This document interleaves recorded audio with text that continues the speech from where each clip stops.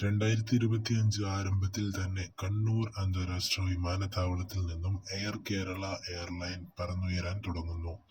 Service ആരംഭിക്കുന്നതിനുള്ള memorandum of അണ്ടർസ്റ്റാൻഡിംഗിൽ ഇന്ന് ഉച്ചയ്ക്ക് 12 ഒപ്പുവെക്കുന്നതാണ്. കേരള സർക്കാർ, സിയാൽ തുടങ്ങി മറ്റു പൊതുമേഖലാ സ്ഥാപനങ്ങൾക്കുമായി ഏകദേശം 26% ഓഹരികളുള്ള ഒരു സ്ഥാപനമാണ് എയർ കേരള.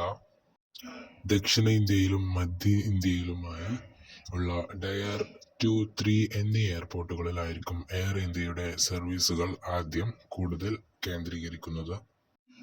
യാത്രക്കാർക്ക് താങ്ങാവുന്ന ടിക്കറ്റ് നിരക്കിൽ തന്നെ ഗുണനിലവാരത്തോടു കൂടിയുള്ള സേവനമാണ് എയർ കേരള വാഗ്ദാനം ചെയ്യുന്നത്. കണ്ണൂരിനു പുറമെ ട്രിവാൻഡ്രം ആൻഡ് കാലിക്കറ്റ് ഇന്റർനാഷണൽ എയർപോർട്ടുകളിലും എയർ കേരള സർവീസ് നടത്തുന്നതായിരിക്കും. 2025 മാർച്ചോടുകൂടി സർവീസുകൾ ആരംഭിക്കുക എന്നുള്ള പദ്ധതിയോടുകൂടിയാണ് എയർ കേരള മുന്നോട്ടു പോകുന്നത്.